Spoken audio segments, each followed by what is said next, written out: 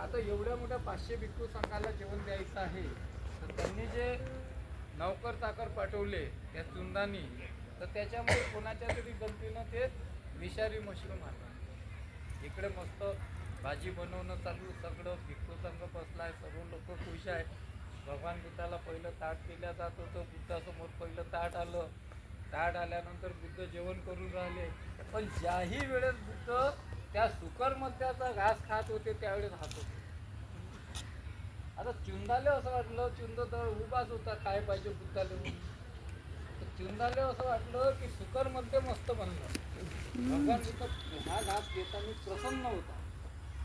जेवण झालं, हात धुणं झालं, सगळं झालं, आणि त्याला हळूच बोलावलं की चुंदा इकडे बघ, ही भाजी मला वाढली, आणखी कोणाला वाढली का? म्हणे नाही.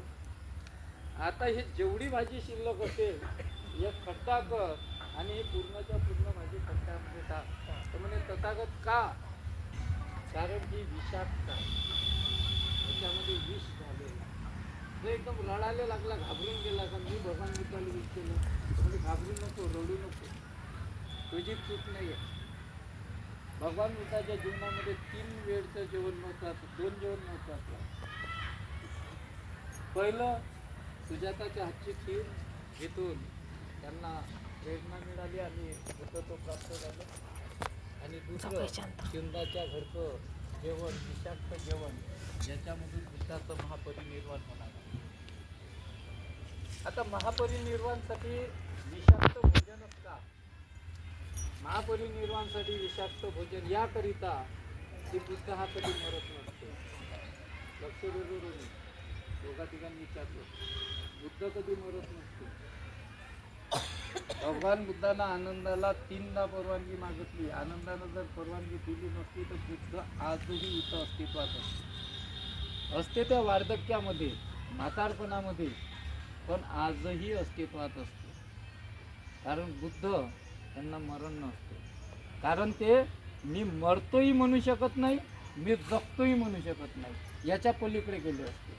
त्याची इच्छा लुप्त पावली असते, आसक्तीमधून पूर्ण निर्दोष झाले असते. म्हणून त्याने आनंदाला म्हटलं की आनंदा तथागताला मरण्याची परवानगी दे. आनंदाला विचारायची गरज काय? आनंदाला विचारायची गरज काय? मरण मुले आहे, मी मरणार आहे, मी तुम्हाला कशाने विचारू, मला मराची परवानगी दे. पण तथागत स्वतः मरण घेण्याच्या आणि मरण नाकारण्याच्या पलीकडे गेलेला माणूस होता, म्हणून त्याला दुसऱ्याच्या परवानगीनं मरणं, आणि म्हणून ते विषाक्त भोजन त्याला कारणीभूत झालं. जेव्हा जेव्हा बुद्ध या पृथ्वीवर पैदा होतात, निर्माण होतात, तेव्हा तेव्हा त्यांचं कुळ, त्यांचे आईवडील, त्यांचं राज्य किंवा त्यांचं घराणं किंवा त्यांचं प्रस्थ, कोणत्या वर्षी घर सोडेल, कोणत्या कारणामुळे सोडेल, कोण पत्नी असेल, कोणते कोणते सहकारी मिळतील, कोणत्या ठिकाणी काय गोष्ट होईल आणि महापरिनिर्वाण कुठं होईल, हे सर्व आधी असं घटित असते आणि त्यानुसारच ते घडत असते, त्यानुसारच ते होत असते. असा भगवान बुद्ध तिथून निघाले. त्यानंतर आपण केसरिया पाहिलं. केसरिया जे बंद झालं होतं, पण आपण दुरून पाहिलं, त्या केसरियामध्ये त्या ठिकाणी भगवान बुद्ध भिक्षू संघासोबत थांबले आणि अभिधम्म पीठकामधला एका गोष्टीवर त्या ठिकाणी चर्चा झाली. ते जसं सारीपुत्तानं सांगितलं, उष्णते चेतनेवर असते, चेतना उष्णतेवर असते, या गोष्टीची फोड भगवान बुद्धानं त्या ठिकाणी केलेली आहे. परंतु ती फोड फक्त जपानमधल्या एका पुस्तकामध्ये आहे, त्या व्यतिरिक्त कोणत्याच पुस्तकात ती फोड सापडलेली नाही.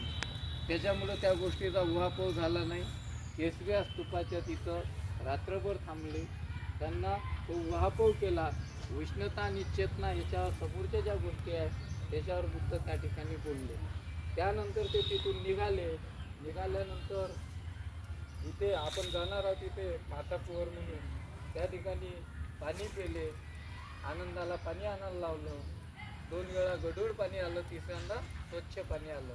तर एक आख्यायिका आहे की तथागत भगवान बुद्ध हे एवढे फेमस आहे, एवढे महान आहे, मोठमोठे राजे त्यांना शरण आले आहे, आणि असा महान माणूस, ग्रेट माणूस, आपलं महापरिनिर्वाण राजगिरी, बुद्धगया, वैशाली या ठिकाणी, श्रावस्ती या ठिकाणी न करता एवढा ग्रेट माणूस एका छोट्याशा या कुशीनगराला निवडतो. याचं कारण काहीतरी असलं पाहिजे. कारण 10 पारमिता असलेला, हजारो जन्म बोधिसत्वाचा केलेला, शेकडो हजारो जन्मामध्ये बोधिसत्व असलेला, त्याचं काहीतरी कारण असलं पाहिजे. आनंदानं विचारलं की तुम्ही हे सर्व मोठे मोठे नगर सोडून, जिथं व्यवस्था आहे ते सोडून तुम्ही कुशीनगरच कुशीनाराच का निवडलं? तर म्हणजे कुशीनारा आज छोटं असलं तरी त्यावेळेस मी या कुशीनाराचा राजा होतो आणि ह्या कुशीनगरला चौभोवताल हिरे रत्न जडित अशी भिंत होती आणि मी इथला राजा होतो, म्हणून मला इथे स्मरण पत्करायचं आहे. उहापोह झाला नाही. नंतर जेव्हा अभ्यास झाला या गोष्टीचा, उहापोह झाला, कुठंतरी सुप्तामध्ये सापडलं की भगवान बुद्ध ज्यावेळेस राजे होते, शिकारीसाठी गेले होते बोधिसत्वाच्या जन्मामध्ये, तर त्यांनी पाण्याजवळ आवाज आला, तीर काढला आणि तीर मारला. तो तीर हरणीला लागला. त्या हरणीनं नुकतंच एक पाळस, एका पाडसाले जन्म दिला होता. ती हरणी पाणी प्यासाठी गेली, त्या हरणीला पाणी मान लागलं. त्यावेळेस त्या हरणीनं मनात म्हटलं होतं की हे राजा, जेव्हा तू मरशील तेव्हा मी तुला पाणी नसीब होऊ देणार नाही. बुद्धाचे शेकडो जन्म झाले, हजारो जन्म झाले, पण त्या हरणीचे आप, तेज, वायू, पृथ्वी आणि चित्त हे त्याच ठिकाणी या राजाची वाट पाहते. आणि आता तर भगवान बुद्ध अरहत सम्यक समृद्ध झाले आणि मरणाच्या जीवनाच्या पलीकडे गेले. मग याच्यानंतर बुद्धाले जन्म नाही, मग तिले मुक्ती कशी? आप, तेज, वायू, पृथ्वीला मुक्ती कशी? म्हणून बुद्धानं हे सर्व मोठे मोठे शहर सोडले आणि एका छोट्याशा गावामध्ये तिथे आले. आणि जे 2 वेळा पाणी गढूळ होते त्या हरणीमुळंच होते. आणि तिसऱ्यांदा जेव्हा बुद्ध गाथा म्हणतात त्याच्यानंतर ते हरणी मुक्त होऊन जाते आणि बुद्ध या 2 साल वृक्षाच्या मनामध्ये मरण होते. त्यानंतर बुद्धाला गीता आणि मजने दिला जाते. आता आजरी देण्याची एक पद्धत जी आहे ती माझ्या विषयामध्ये व्यवस्थितपणे काय या ठिकाणचं सांगते.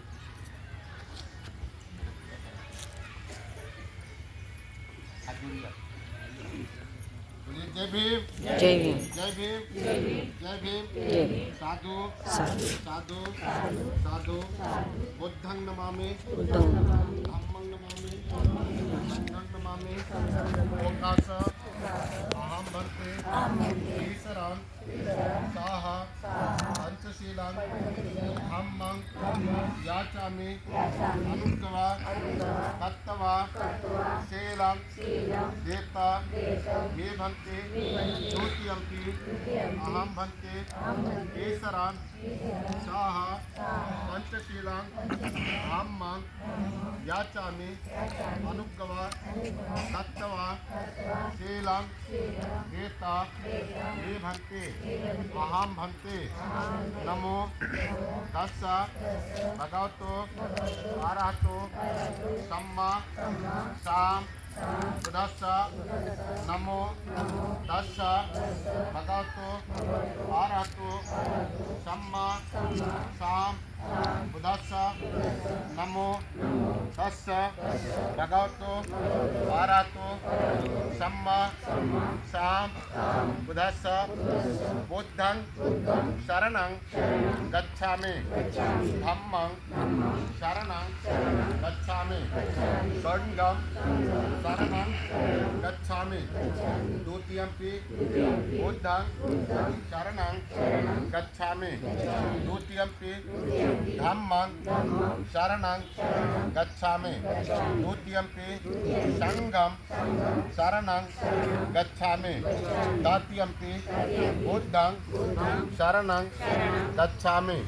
तृतीयंपि धम्मं शरणं गच्छामि.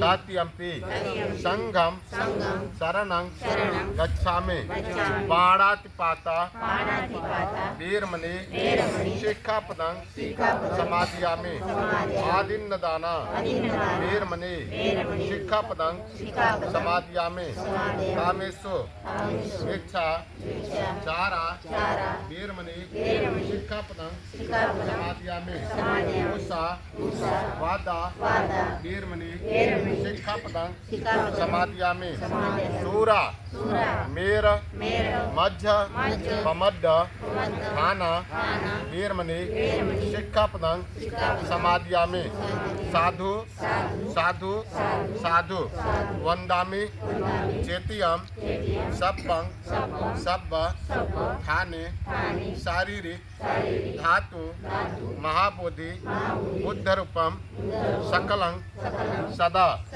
इमाय धम्म धम प्रतिपत्ति इमाय धम्म धम प्रतिपत्त्या धम्मं पूजेनि इमाय धम्म धम प्रतिपत्त्या संघं पूजेनि साधु साधु साधु बुद्धं नमामि धम्मं नमामि संघं नमामि अहं वदामि सर्वदा साधु साधु साधु नमो तस्स भगवतो अरहतो सम्मा संबुद्धस्स नमो तस्स भगवतो अरहतो सम्मा संबुद्धस्स नमो तस्स भगवतो अरहतो सम्मा संबुद्धस्स सब्बीतियो विभाजन्तु सब्बरोगो विनाशतो माते भवन्तं जरायो सुखी विदायको भावा विवादन शीला सनिच्चन बद्धा पचाइनो चत्तारो धम्मा वदन्तु आयुवन्नो सुखं बलं भवति सब मंगलं